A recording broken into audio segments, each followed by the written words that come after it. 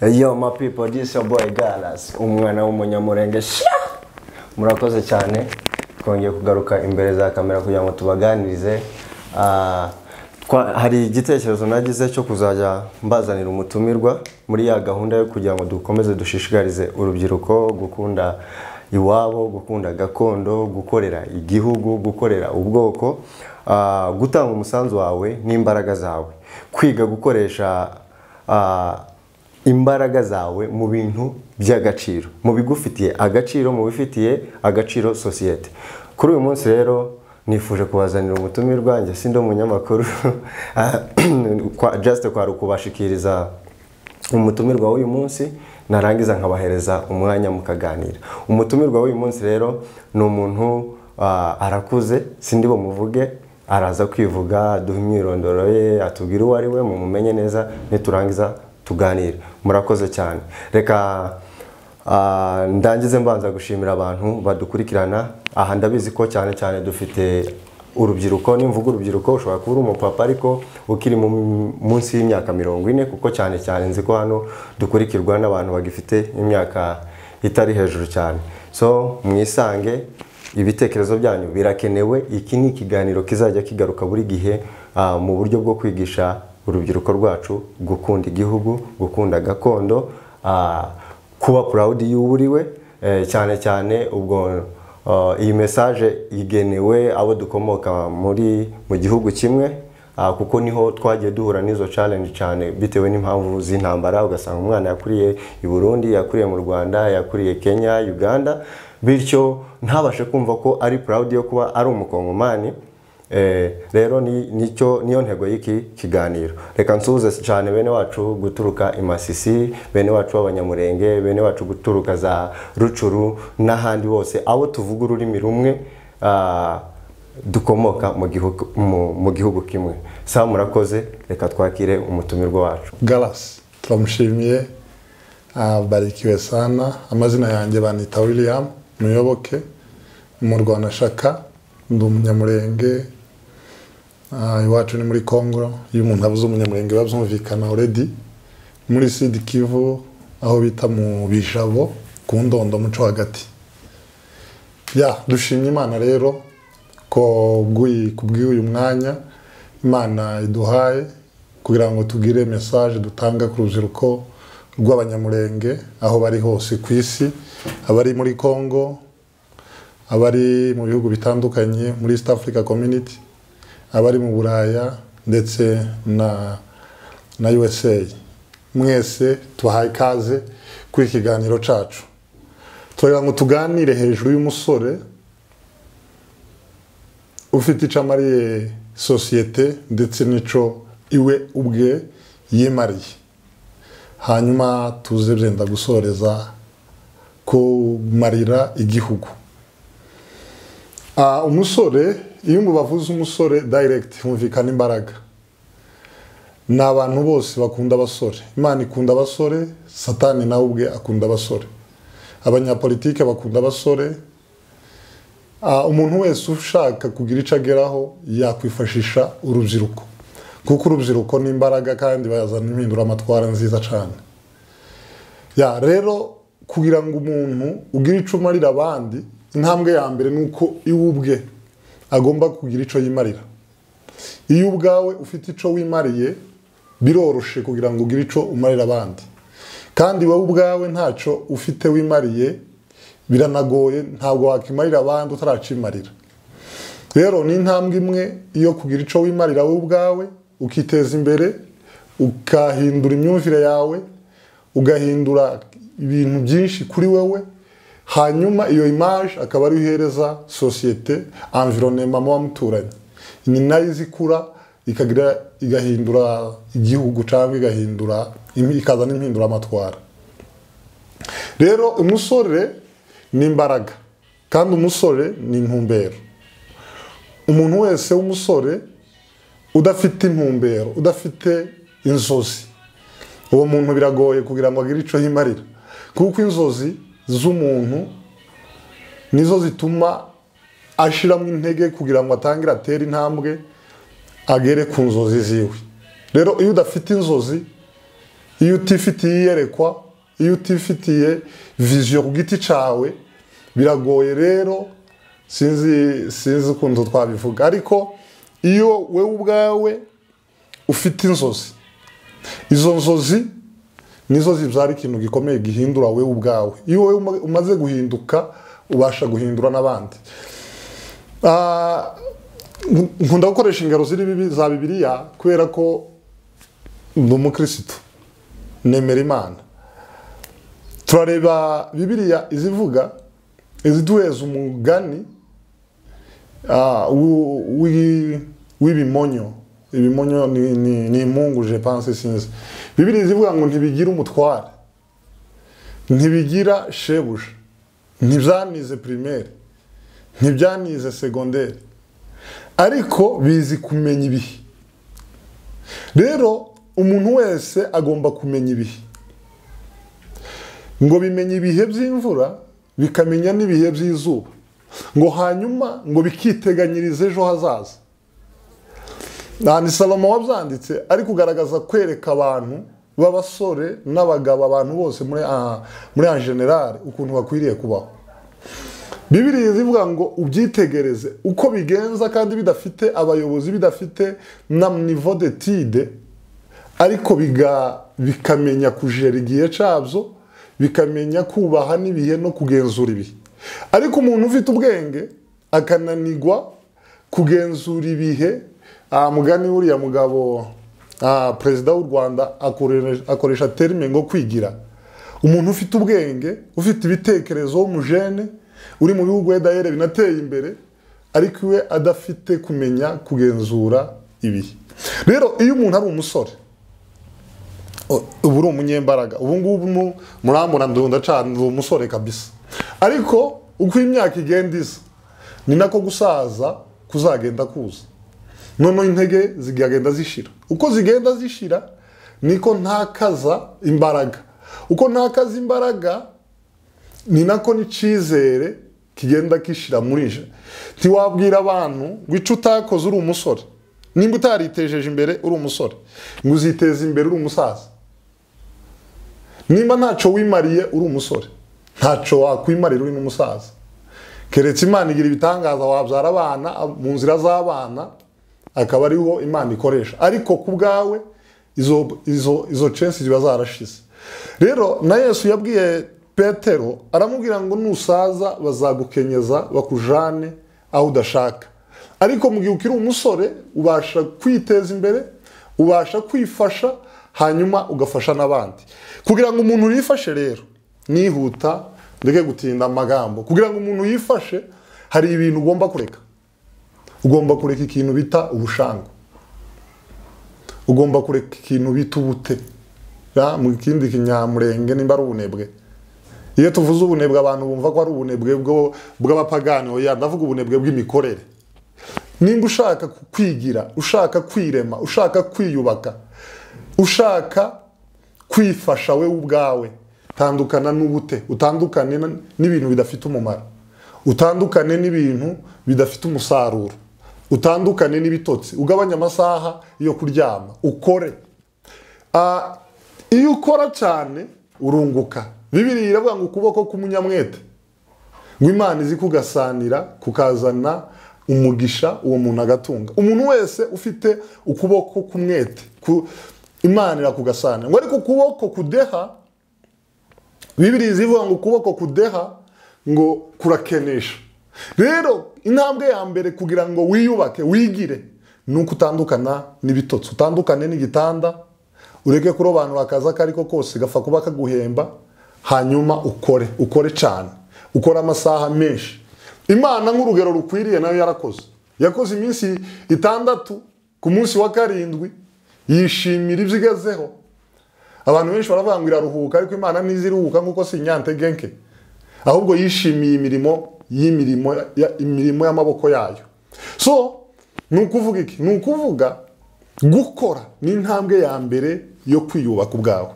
Ugakora utarobanuye ikintu cyose, keretse ikintu kitazana amafaranga. Ariko ikintu cyose cinjiza amafaranga, ugakora cyane, ukabyuka kare, ukajya mutinzi, Imana izakugasanira. uziyubaka. Icya kabiri kwiyubaka si ugukora gusa. Abantu benshi bazabakora, ariko abantu benshi ntibazi intambwe yo gusevinga, ntibazi intambwe yo kubika, management, kujera ibyo babonye. Nimba uri umukozi iga no kujera ibyo wabonye, amaronko yawe y'umunsi, umenye amadepanse, umenye kubika. Ndabayeza urugero, abantu benshi muza mubabona akaba afite akazi keza, ariko umunsi bamwirukanye nyuma y'amezi 3 akaba imbwa, nyuma y'amezi 3 akaba umuntu usanzwe kandi yari umuntu ukomeye, ariko bamwirukana atarateganyije ko ako kazi bashobora kuzamwirukana ntabike. Rero Bibiliya iravuga ngo witegereze ibimonyo biza bihunika bikitegura igihe cy'imvura. So ni ukuvuga umuntu wese w'umusore uri kunumva ufite akazi uko gameze kose, kugira ngo wiyubake, nuko uja kuri no step ya kabiri ukiga ikintu bita saving, ukiga ikintu bita kubika, ukiga ikintu bika kubika make. Nimba ubonye $100 n'urugero ubike 10, nimba ubonye 10 ubike 1, nimba ubonye 1 ubike 0.5 niko twahitaga muri Kongo. Uzagenda ubika gahoro gahoro uzagera ku musaruro ufatika. Reka mbabwire kino kintu, nta mafaranga umuntu ahembwa yatuma bumutunzi, nta n'umushahara mukeya umuntu ahembwa yatuma ubumukene, ahubwo management, ukuntu ujera ibyo bintu wabonye, amafaranga ubona yaba menshi cyangwa make, niyo atuma ukira cyangwa ukena. Iyo ni inzira ya kabiri yo kwiyubaka. Inzira ya gatatu, kwirinda kunyanyagiza ibyo wabonye, kwirinda umwuka wo kwigana, ngo kubera ko wabonye umuntu fulani afite ibintu fulani nawe ukumva ko ugomba gusa nawe. Wewe wisa n'uwo muntu, wewe sa n'inzozi zawe, wewe tangira urebe inzozi zawe, igerekwa ryawe, icyo ushaka kugeraho, ari cyo kiba inshuti yawe, ari cyo kiba umwira wawe. Hanyuma icyo kintu ari cyo buri gitondo utekerezaho, nimugoroba ugitekerezeho, kibe ikintu kiri hafi yawe, bityo uzabasha gukomera. Numara kwiteza imbere rero uzabasha gufasha abandi. Ntiwashobora gufasha abandi wowe ubwawe utarifasha. Numara kugera kuri izo step, maze gukora, ukareka ubute, ugashaka amafaranga, ugashaka ubuzima, uzaba wiyubatse. Numenya gusevinga uzaba wiyubatse, hanyuma utekereze abandi. Igikuru cyane, utekereze n'igihugu cyawe, utekereze ubwoko bwawe. Bibiliya niyo itwereka neza urugero rw'umugabo bita Mose yagize umugisha, nimba ari umugisha nimba ari ibyago sinzi, bamuvana iwabo akurira ibwami, kandi iwabo bari abantu basanzwe. Ariko ngo ageze iwabo, ageze ibwami, afashwe neza, ari mu nzu z'icubahiro, ari mu nzu zirinzwe, yize neza, ntiyabuze minervari, ariko amenya neza ko ibyo byose kuba bifite atari iwabo, atari mu bwoko bwe, abona ni ibintu bidafite agaciro. Ikintu cyose kiza kigira agaciro iyo kiri iwabo. Hari umuntu ukunda gusetsa hano muri Kenya, yatanze urugero rw'amafaranga y'inoti z'igihumbi, igihumbi c'amanyakenya n'igihumbi c'amanyatanzania. Abwira abanyakenya ati iki gihumbi c'amanyakenya gifite valere kuruta kino cyo muri Tanzania nk'uko kiri iwabo. Ni ukuvuga valere y'umuntu wese ibaho iyo ari iwabo cyangwa iyo afite iwabo. Ushobora kuba uri w'abandi, ushobora kuba uri ahandi hantu, ariko uzi ko iwanyu wahari. Hano muri Kenya abanyeshuri, abantu bose tubana hano, iyo umwaka w'ishuri ushize abana babo ushago. Ni ukuvuga iyo Noel igeze, Christmas mugani wabo banarudi kwa ushago, kwa sababu abari hano ariko azi ko afite iwabo. Ahantu hose waburi haba heza ariko ufite iwanyu. Iyo udafite iwanyu rero ahantu waburi ntabwo haba ari heza.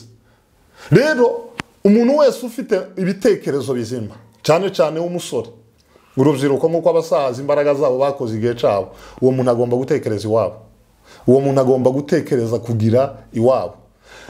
Ndakomeza mbayeze ingero za Bibiliya. Mose ntiyishimiye kuba mu migati y'ibwami, ahubwo yemeye kuja gufatanya n'imibabaro ya bene wabo, ava mu byiza by'ibwami, ava mu ofisi y'ibwami. Yari umwana w'umukobwa wa Farawo, kandi Farawo nta muhungu yari afite. Mose niwe wari kuzaba umwana, ariko asiga ibyo byose aramanuka aja mu mibabaro ya bene wabo.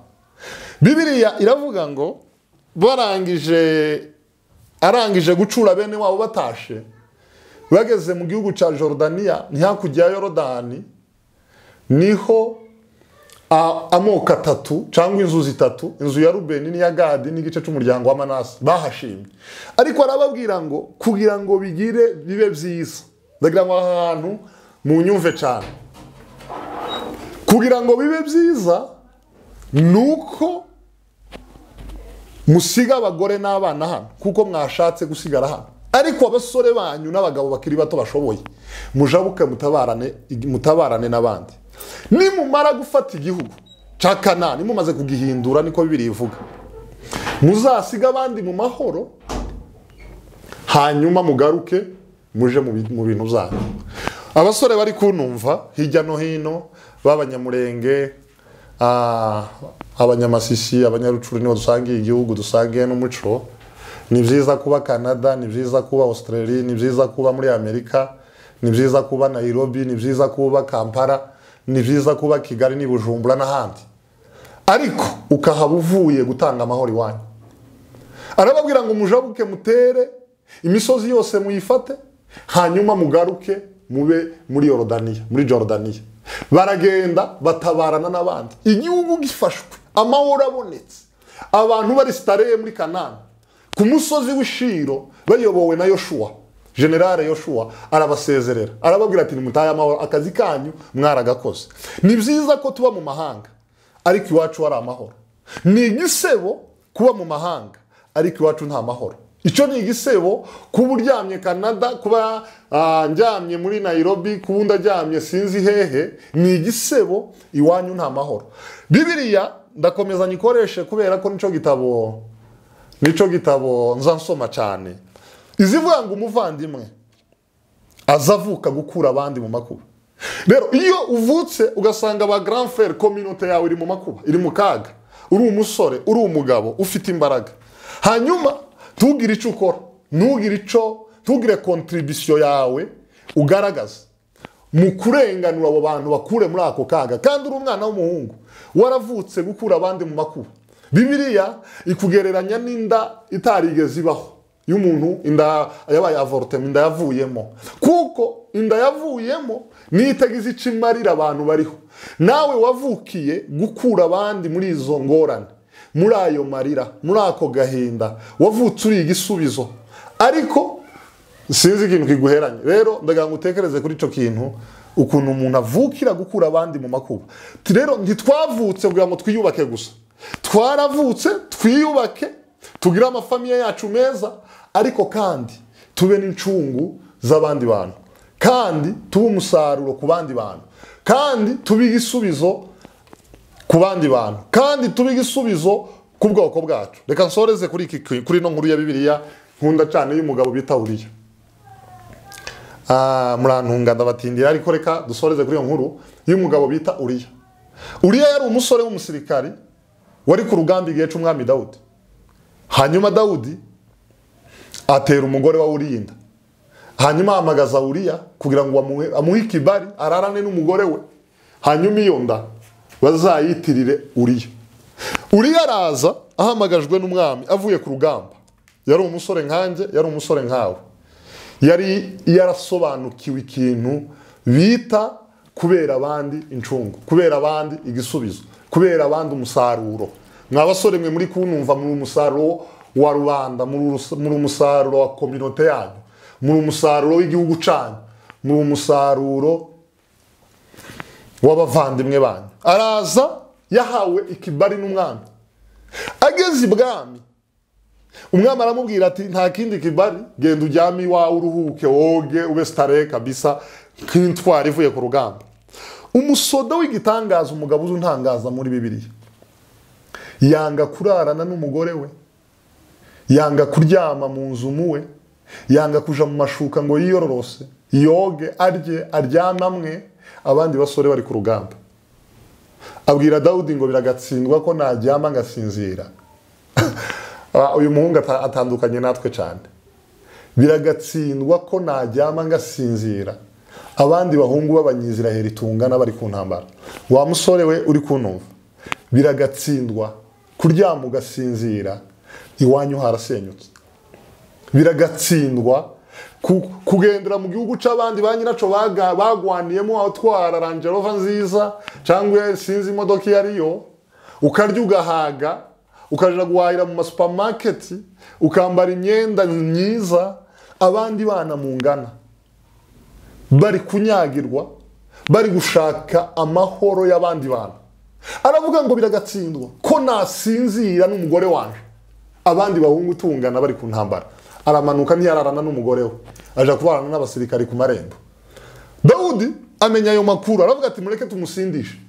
Bamukubita iceri, bamukubita inzoga. Umuhungu aramwa ariko ntiyataha. Aravuga ngo sinomwa kugeza ubwenge butekereza igihugu bushize. Sinomwa kugeza ubwo nje mu kabari mwe, hanyuma gutekereza iwacu, gutekereza ubwenge butekereza iwacu, ubwenge butekereza akarengane kari iwacu ngo burangire, abandi basore tungana bari ku ntambara. Dawudi aravuga ati uyu muntu nta kindi, bamutume ku ntambara bazamwica. Yemeye gupfa. Urupfu rwiza rubaho, habaho impfu nziza abantu bari kunumva. Urupfu rwiza rubaho ni urupfu umuntu apfa ari gucungura abandi. Ubwo rupfu ni urupfu rw'icubahiro. Ni urupfu rw'icubahiro. N'ubundi utinya kuja gupfa urupfu rw'icubahiro ugapfa urupfu rw'imbwa. Urupfu rw'imbwa ni urupfu rusanzwe, upfuye ntaco wari kugira ngo urengere abandi bantu. Wagwaye, bakugonze, bagukubise hano makartie. Ariko iyo upfuye uhaye urakora abantu barenganijwe, abantu wanayofinyiliwa, ugapfa uri kugwanira ubwoko, ugapfa uri kugwanira igihugu, ugapfa uri kugwanira gakondo yawe, ugapfa uri kugwanira ubutaka bw'abasokuru bawe, ugapfa uri kugwanira imisozi y'iwanyu. Ubwo ni urupfu rw'icubahiro. Urupfu umuntu wese w'umugabo akwiriye gupfa ni urupfu rwo ku rugamba, ugwanira haki yako, kugombania haki yako. Iyo uri mugwanira ukuri kwawe ugapfa urwo rupfu, ubwo ni urupfu rw'icubahiro. Ubwo ni urupfu nakwifuza ko umusore wese yanagomba no gupfa, ugapfa urwo rupfu rw'icubahiro. Ni nago rupfu Yesu yapfuye. Buriya Yesu yasize ibintu byari byuzuye mu ijuru, ariko aza kuducungura. Urupfu rero iyo upfuye ugwanira undi muntu ngo abeho, uba upfuye ugashira ubuzima bwawe mu kaga kugira ngo undi muntu abeho. Neza exact. Niyo mpamvu njyewe mbona ko umuntu wese upfuye apfira igihugu ce, apfira ukuri kwe, apfira kurokora abandi bantu, apfira gukura abandi bantu mu kaga, apfira gucungura abasaza n'abakecuru n'abana. Mbona ko uwo muntu azaja mu ijuru tuzamusangayo, kuko aba ari intwari. Kandi Imana ni intwari, Imana si y'ibigwari. Yesu asiga ibyo yari byuzuye mu ijuru, aza kuturokora, aza kuducungura, ashira ubuzima bwe mu kaga. Yari ameze neza iriya mu ijuru iwabo.